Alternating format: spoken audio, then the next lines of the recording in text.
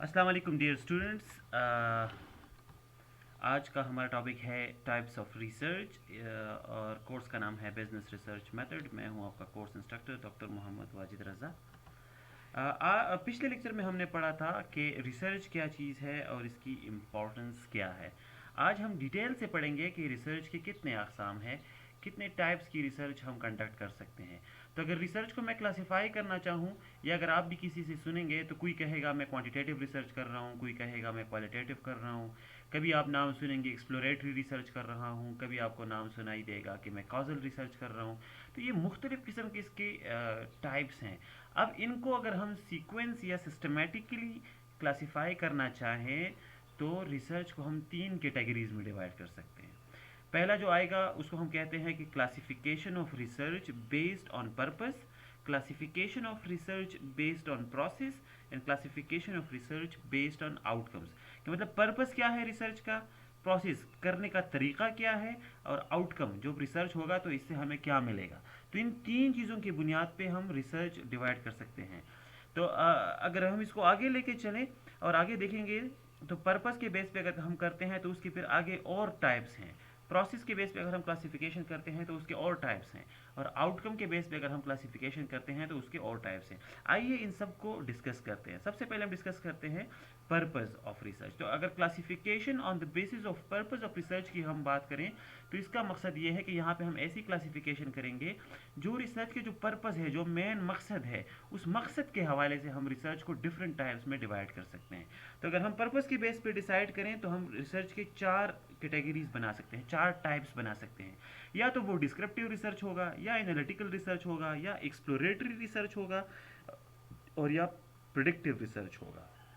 तो ये चार जो टाइप्स हैं ये पर्पस के बेस पे अगर हम क्लासिफिकेशन करें तब आएंगे। ये आगे जाके हम अभी इसको डिस्कस करेंगे कि इनमें फ़र्क क्या है। अगर प्रोसेस के बेस पे मैं क्लासिफिकेशन करूं तो तब क्या कितने टाइप्स आएंगे। प्रोसेस के बेस पे क्लासिफिकेशन का मकसद ये है कि जब आप रिसर्च करते हैं तो आपका तरीका क्या होता है। आप रिसर्च मुख्तलिफ तरीक़ों से कर सकते हैं।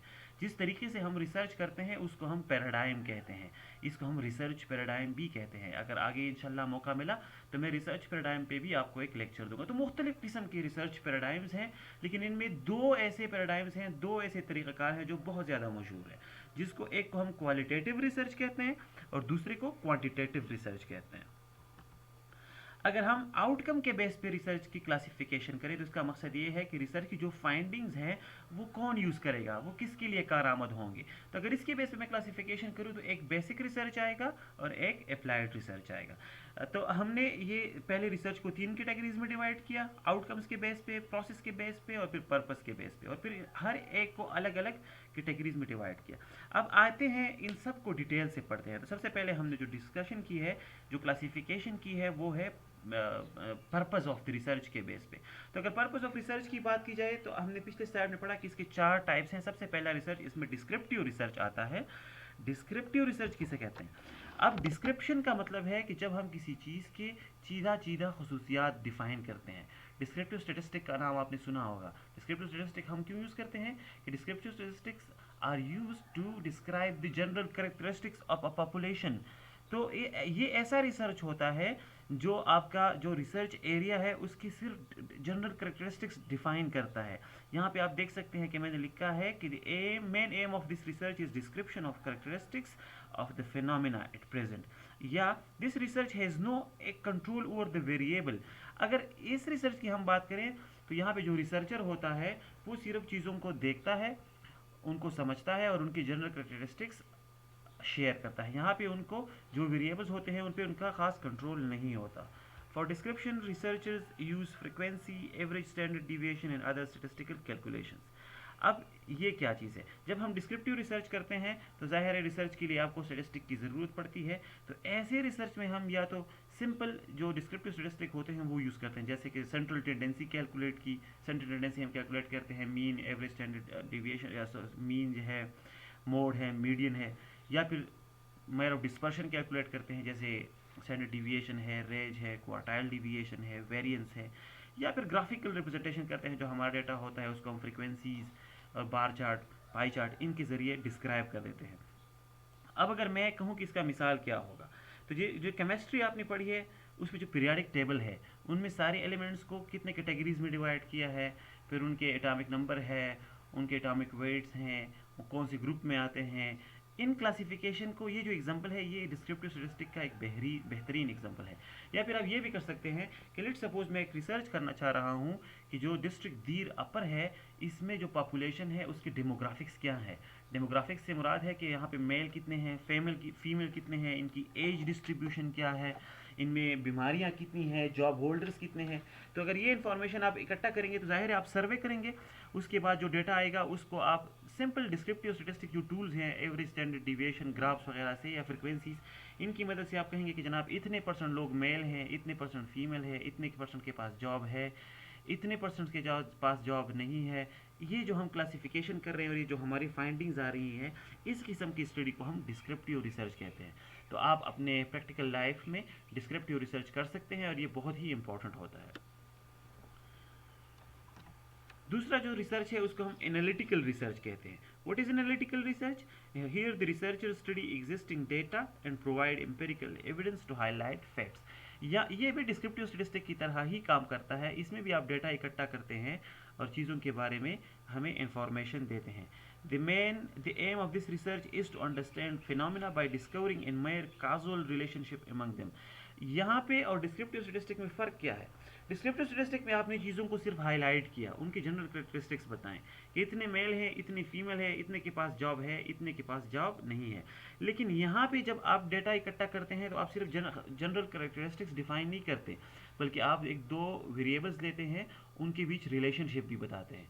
सपोज इतने परसेंट 60% लोगों के पास जॉब नहीं है, 40% लोगों के पास जॉब है, यहाँ तक तो डिस्क्रिप्टिव स्टडी बता देगा। लेकिन अगर अब आप ये जानना चाहें कि ऐसे क्या वजूहात हैं कि जिनके बिना पर ये जॉब 60% लोगों के पास जॉब है और 40% लोगों के पास जॉब नहीं है, तो आया क्या तालीम इसमें कोई रोल प्ले कर रहा है? तो जब आप तालीम और लेवल ऑफ जॉब जो है या जो फिर जॉब अपॉर्चुनिटीज़ है इनके बीच ताल्लुक़ देखना चाहते हैं, रिलेशनशिप देखना चाहते हैं, तो फिर ऐसी स्टडीज़ को हम एनालिटिकल स्टडी कहते हैं। एनालिटिकल इसको इसलिए भी कहते हैं क्योंकि इसमें से हम डेटा इकट्ठा करते हैं और उस डेटा के बेस पे मार्केट से हम एम्पिरिकल एविडेंस प्रोवाइड करते हैं। तीसरा जो रिसर्च टाइप हम डिस्कस करते हैं उसको कहते हैं एक्सप्लोरेटरी रिसर्च। एक्सप्लोरेटरी रिसर्च बहुत ही अहम है, जैसे कि ये आप नाम देख सकते हैं, ये निकला है एक्सप्लोर से। ये रिसर्च कब होता है? ये रिसर्च हम तब करते हैं जब पूरी की पूरी एम्बिग्विटी हो, जब आप नई चीज़ों की जांच पड़ताल करना चाहते हो। लेट अस सपोज आप चाहते हैं कि आप फाइंड आउट करें कि एक ख़ास एरिया है, वहाँ पे डाइवोर्स रेट अगर ज़्यादा है, तो फिर अगर आप एक्सप्लोरेटरी रिसर्च करना चाहते हैं तो वो कैसे होगा? तो फिर आप यहाँ पे आपका क्वेश्चन जो बनेगा वो इस तरह बनेगा कि what are the main reasons of high divorce rate. अब इस एक्सप्लोरेटरी रिसर्च और डिस्क्रिप्टिव रिसर्च में क्या फ़र्क हुआ? जब आप डाइवोर्स के मुताबिक डिस्क्रिप्टिव रिसर्च करते हैं तो वहाँ पे आप सिर्फ जनरल कैरेक्टरिस्टिक्स बताते हैं, आप डेटा इकट्ठा कर लेते हैं और उसके बेस पे बता देते हैं कि इतने लोगों की शादियाँ हुई है, इतने लोगों को डाइवोर्स हुआ है और इतने लोगों को डाइवोर्स नहीं हुआ। वहाँ पे आपका काम ख़त्म हो जाता है। एक्सप्लोरेटरी रिसर्च में क्या होगा? आप तलाक होने के जो बुनियादी रीजंस हैं, जो वेरिएबल्स हैं, उनको आप देखते हैं। तो आप बिल्कुल शुरू से स्टार्ट लेते हैं, लोगों से इंटरव्यूज़ लेते हैं, उनको समझते हैं कि क्या रीज़न्स है कि आपकी तलाक हुई है या क्या रीज़न है आपकी तलाक नहीं हुई थी। जो इंटरव्यूज़ होते हैं उनको आप इकट्ठा करते हैं, फिर उन इंटरव्यूज़ को गौर से पढ़ते हैं, उनके अंदर एक थीम ढूंढते हैं और इस थीम की बुनियाद पे आप अपनी फाइंडिंग्स डिस्प्ले करते हैं। तो एक्सप्लोरेटरी रिसर्च हम कब करते हैं? जबकि पूरी की पूरी एम्बिग्विटी हो, आपको चीज़ों का नहीं पता होता, जिस चीज़ के बारे में आप रिसर्च करते हो वो बिल्कुल एक नई चीज़ हो, किसी को इसके बारे में इतना ज़्यादा पता ना हो। और ये रिसर्च तब यूज़ होता है जब हम ग्राउंडेड थ्योरीज बनाना चाहते हैं। जब भी एक्सप्लोरेटरी रिसर्च होता है उसके रिजल्ट में हमें थ्योरीज मिलती हैं और वो थ्योरीज फिर फ्यूचर स्टडीज़ में आगे टेस्ट होती हैं ताकि कि वो थ्योरीज वैलिड है या वैलिड नहीं है। अगर कोई एक्सप्लोरेटरी रिसर्च करना चाहता है तो ज़्यादातर इसमें हम ऑलरेडी जो डेटा मार्केट में पड़ा होता है वो डेटा नहीं उठाते, बल्कि यहाँ पे हम प्राइमरी डेटा यूज़ करते हैं, शुरू से डेटा खुद इकट्ठा करते हैं इंटरव्यूज़ या ऑब्जर्वेशंस के ज़रिए। जो आखिरी क्लासिफिकेशन है पर्पस ऑफ रिसर्च के बेस पे, उसको हम कह सकते हैं प्रेडिक्टिव रिसर्च। प्रेडिक्टिव रिसर्च के नाम से ही पता चल रहा है कि ये ऐसा रिसर्च है जिसमें आप फ्यूचर को प्रिडिक्ट करना चाहते हैं। इसको हम कॉज एंड इफेक्ट रिलेशनशिप भी कहते हैं। तो in this type of research we explore the cause and effect relationship, it studies determine the frequency with which something occurs or its association with something else. Statistical tools used in this research design includes regression, linear regression and logistic regression. अगर हम आसान लफ्ज़ों में productive research को explain करना चाहें तो एक एग्जांपल समझ लीजिए. लेट अस सपोज हम देखना चाहते हैं कि एक कंपनी है वो एडवर्टाइजमेंट कर रही है, तो क्या इस कंपनी की एडवर्टाइजमेंट जो है इस पर हम जितना पैसा लगा रहे हैं ये इस कंपनी की फ्यूचर सेल्स को अफेक्ट कर सकते हैं या नहीं कर सकते. देखिए यहाँ पे एक दो चीज़ों के बीच रिलेशनशिप दिखाया जा रहा है और उसके फ्यूचर को हम प्रिडिक्ट कर रहे हैं कि अगर हम एडवर्टाइजमेंट पे एक्सपेंस करेंगे तो क्या इसके सेल्स बढ़ेंगे कि नहीं बढ़ेंगे. अब ये दो वेरिएबल्स के बारे में हम यहाँ पे हम ये नहीं कह रहे कि ऐसे कौन सी वेरिएबल है जिससे हमारा सेल्स बढ़ रहा है. अगर हम ऐसे क्वेश्चन करें कि कौन सी वेरिएबल है जिससे सेल बढ़ेगा तो वो एक्सप्लोरेटरी रिसर्च कहलाएगा. यहाँ पे हम सीधा एक वेरिएबल ले रहे हैं जिसको हम एडवर्टाइजमेंट कह रहे हैं और फिर उसको दूसरी वेरिएबल के साथ लिंक कर रहे हैं जिसको हम सेल्स कह रहे हैं और इसके बेस पे हम फ्यूचर सेल्स प्रिडिक्ट कर सकते हैं. तो ऐसे टाइप का जब रिसर्च होता है तो उसको हम प्रोडक्टिव रिसर्च कहते हैं. अब यहाँ पे भी मोस्टली आप प्राइमरी डेटा यूज़ नहीं करते हैं, यहाँ पे आप मोस्टली सेकेंडरी डेटा यूज़ करते हैं, वो डेटा जो ऑलरेडी मार्केट में अवेलेबल होता है. और जब हम इसमें स्टेटिस्टिक्स यूज़ करते हैं तो इसमें हम डिस्क्रिप्टिव स्टेटिस्टिक यूज़ नहीं करते बल्कि इन्फेरेंशियल स्टेटिस्टिक यूज़ करते हैं.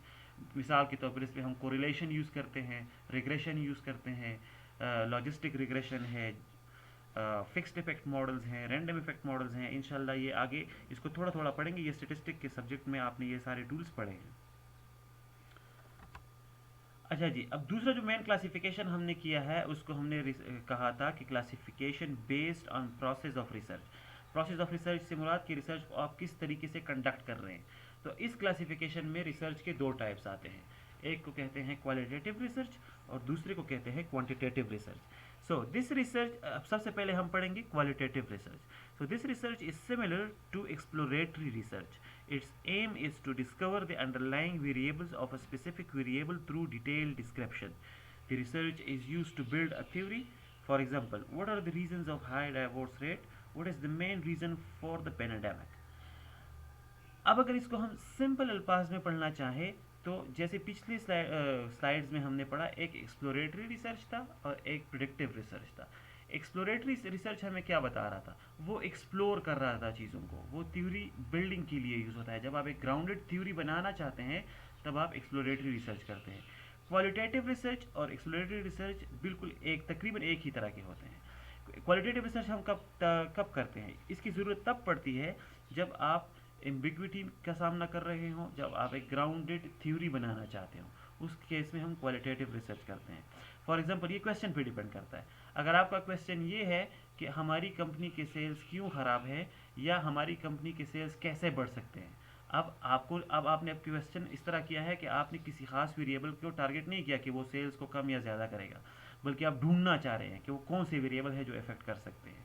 तो इस किस्म की स्टडी को एक्सप्लोरेटरी स्टडी कहते हैं. और अगर इस स्टडी को हम करना चाहें तो करने के तरीके को फिर क्वालिटेटिव रिसर्च कहते हैं.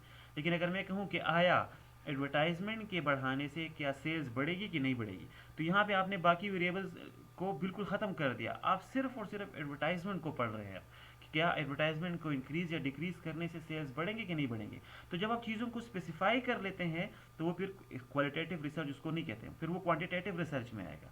फिर उसको हम एक्सप्लोरेटरी रिसर्च नहीं कहेंगे बल्कि वो प्रेडिक्टिव रिसर्च में आएगा. तो क्वालिटेटिव रिसर्च हम कब करते हैं, जब चीज़ों का हमें नहीं पता होता और हम शुरू से देखना चाह रहे होते हैं कि कौन से रीजंस हैं. फॉर एग्जांपल, अगर हमारे इलाके में जॉब अपॉर्चुनिटीज़ कम है तो अगर आप इस तरह का क्वेश्चन करें कि ऐसे क्या वजूहात हैं जिसकी वजह से जॉब्स नहीं मिल रहे हैं, तो आपका क्वेश्चन है क्या वजूहात है. अब आप एक वजह भी हो सकती है, 5 वजूहात भी हो सकते हैं, 20 वजूहात भी हो सकते हैं. जब वो आप स्टडी करेंगे तब पता चलेगा. तो ऐसी स्टडी करने के लिए फिर आप क्वालिटेटिव रिसर्च करते हैं. लेकिन अगर आप स्पेसिफाई कर दें कि क्या एजुकेशन के ना होने और जॉब अपॉर्चुनिटीज़ कम होने में कोई ताल्लुक है. अब देखें, आपने बाकी वेरिएबल्स को टच नहीं किया, आपने जस्ट एजुकेशन और जॉब अपॉर्चुनिटीज़ को टच किया. तो ऐसी स्टडीज़ को फिर एक्सप्लोरेटिव स्टडीज़ नहीं कहते हैं, ये वही प्रेडिक्टिव स्टडी होगी. और अगर आप ऐसी स्टडी कंडक्ट करेंगे तो फिर वो क्वालिटेटिव रिसर्च के ज़रिए नहीं होगा बल्कि वो क्वांटिटेटिव रिसर्च के ज़रिए होगा. तो क्वालिटेटिव रिसर्च क्या है जनाब, ये एक्सप्लोरेटिव स्टडी के लिए होगा. और इसमें हम क्या करेंगे, इसमें हम प्राइमरी डेटा इकट्ठा करेंगे. डेटा इकट्ठा करने के लिए हमें इंटरव्यूज़ की ज़रूरत पड़ सकती है, ऑब्जर्वेशंस कर सकते हैं.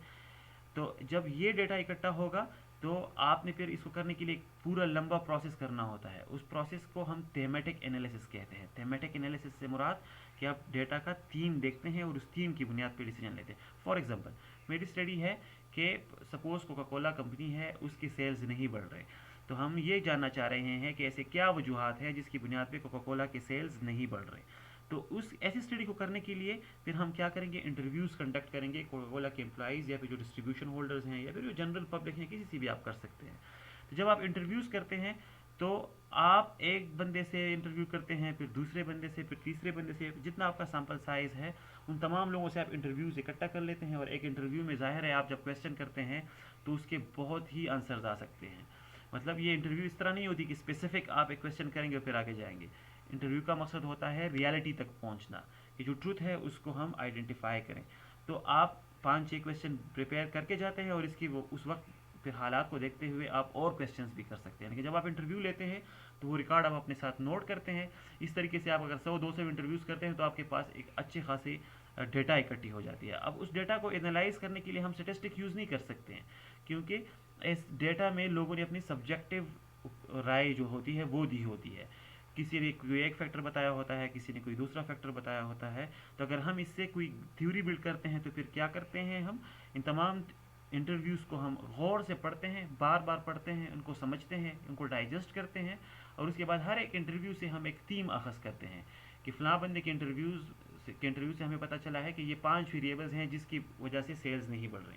फिर दूसरे इंटरव्यू देखते हैं, हो सकता है उसने 2 वेरिएबल बताए हों। फिर तीसरी इंटरव्यू में हम जब पढ़ते हैं, हो सकता है उसने 20 वेरिएबल बताए हों। तो हर एक इंटरव्यूज़ को हम समराइज करते हैं।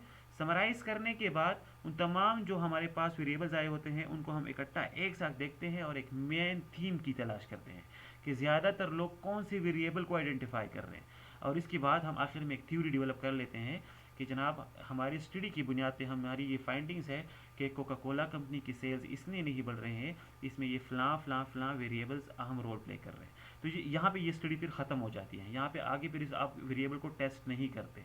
तो यहाँ तक जो ये स्टडी की, इसमें हमने एक थ्योरी डेवलप की, इसको हम क्वालिटेटिव रिसर्च कहते हैं।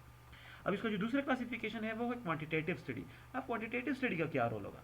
क्वांटिटेटिव स्टडी में हम थ्योरी बिल्ड नहीं करते, जैसे पिछली स्लाइड में हमने डिस्कस किया कि क्वालिटेटिव स्टडी में हम थ्योरी बिल्ड करते हैं। क्वांटिटेटिव स्टडी का काम होता है जो आपने थ्योरी बिल्ड की है उस थ्योरी को टेस्ट करना कि आया क्या वाकई जो ये थ्योरी है ये काम कर रही है कि नहीं कर रही। Let us suppose qualitative study जब आपने की तो आपको पता चला कि जो कोका कोला कंपनी के सेल्स नहीं बढ़ रहे, वो इसलिए नहीं बढ़ रहे कि उनके एडवर्टाइजमेंट एक्सपेंसेस कम है, उनकी प्रोडक्ट में डाइवर्सिटी नहीं है, और उनकी जो सेल्स मार्केट है, सॉरी सेल्स डिपार्टमेंट है, वो एफिशिएंट नहीं है।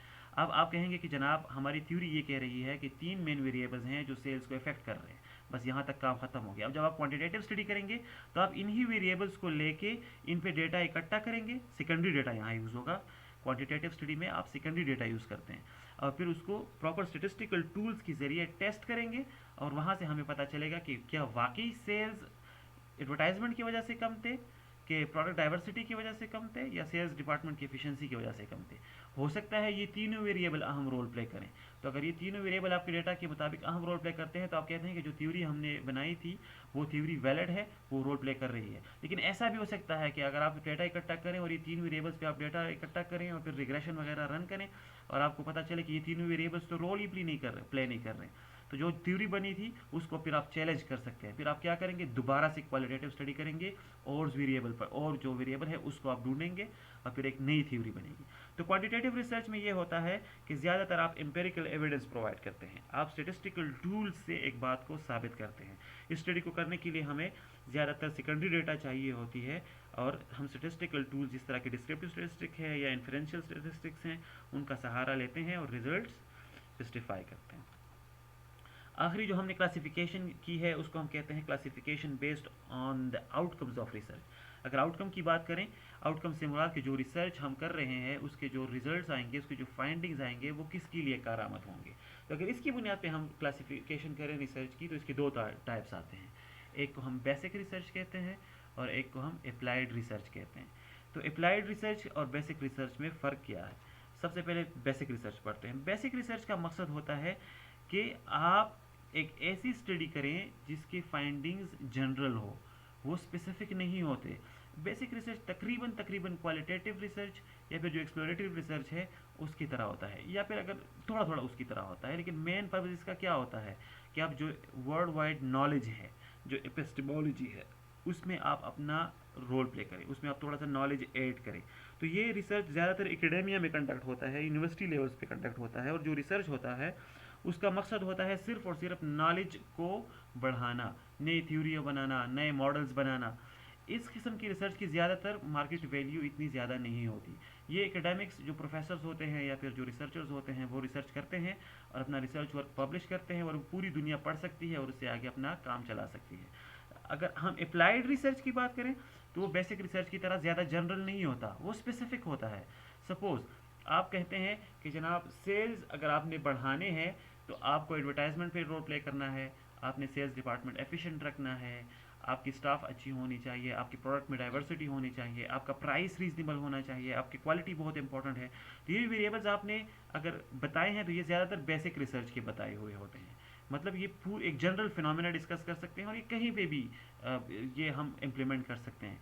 लेकिन अगर फॉर एग्जांपल एक स्पेसिफिक कंपनी है, आप सिर्फ उस स्पेसिफिक कंपनी को देखना चाहते हैं कि उसके सेल्स क्यों नहीं बढ़ रहे, तो शायद हो सकता है उसकी सेल्स भी उसके उसकी क्वालिटी भी अच्छी हो, उसकी प्राइस भी अच्छी हो, उसकी प्रोडक्ट में डाइवर्सिटी भी हो, लेकिन वो कंपनी फिर भी सेल नहीं कर रही। इसको अगर मैं समझाने की कोशिश करूं तो लेट्स से कि हमारे दीर अपर में एक कंपनी आती है लिवाइज। लिवाइज एक मशहूर अमेरिकन ब्रांड है जो आपके टी शर्ट्स और जीन्स बनाता है। तो अगर लिवाइज आता है धीर में अपनी सब्सिडरी खोलता है तो उनकी जी क्वालिटी भी बेहतरीन है, प्राइस भी वो अच्छा दे रहे हैं, उनके प्रोडक्ट में डाइवर्सिटी भी है, वो बेहतरीन किस्म के एडवर्टाइजमेंट भी कर रहे हैं, लेकिन क्या धीर में उनके सेल बढ़ेंगे? ज़्यादा चांसेस है कि धीर में उनकी सेल्स नहीं बढ़ेंगे। क्यों? यहाँ का कल्चरल वैल्यूज़ हैं वो इस तरह के नहीं है। वो इतने आसानी से जीन्स और टी शर्ट को, इस कल्चर को डिफ्यूज़ करने में वो उसको कंस्ट्रेंट्स देंगे, वो इतनी आसानी से यहाँ पे अपने सेल्स नहीं कर सकते हैं। तो ये देखें, जो एक जनरल थ्योरी बेसिक रिसर्च से मिली थी, अगर आपने सेल्स इंक्रीज़ करनी है तो जनाब आप एडवर्टाइजमेंट करें, आप प्रोडक्ट डाइवर्सिटी लाएं, आप सेल्स डिपार्टमेंट पे काम करें। अब वो जनरल थ्योरी इस कंपनी के केस में काम नहीं करेगी, क्योंकि इस कंपनी की वो तमाम चीज़ें सही हैं लेकिन फिर भी इनके सेल्स नहीं है। तो अब अगर हम एक रिसर्च करेंगे इस कंपनी के पे कि लिवाइस के सेल्स दीर में क्यों नहीं बढ़ रहे हैं, तो ये हमारी रिसर्च जो होगी ये सिर्फ और सिर्फ दीर के कॉन्टेक्स्ट और इस लिवाइस कंपनी के लिए होगी, ये पूरी नॉलेज इंडस्ट्री के लिए नहीं है। तो अगर एक स्पेसिफिक कंपनी का प्रॉब्लम आप देख रहे हैं और उस कंपनी के लिए आप फाइंडिंग्स और सोल्यूशन ढूंढना चाह रहे हैं तो इसको फिर अप्लाइड रिसर्च कहते हैं। ज़रूरी नहीं है कि अप्लाइड रिसर्च के जो फाइंडिंग्स हैं वो हर जगह काम करें। हो सकता है यहाँ पे वो धीर में इस कंपनी के लिए काम करें, पेशावर में वो फाइंडिंग सही नहीं हो, क्योंकि पेशावर का कल्चर, वहाँ के लोगों के रहन सहन डिफरेंट है। तो फिर अगर आप पेशावर में कंपनी को देखेंगे तो वहाँ पे आप दोबारा से अप्लाइड रिसर्च करेंगे। तो बेसिक रिसर्च का मुराद होता है कि आप एक जनरल स्टडी करें जिसमें आप नॉलेज इंप्रूवमेंट की बात करते हैं।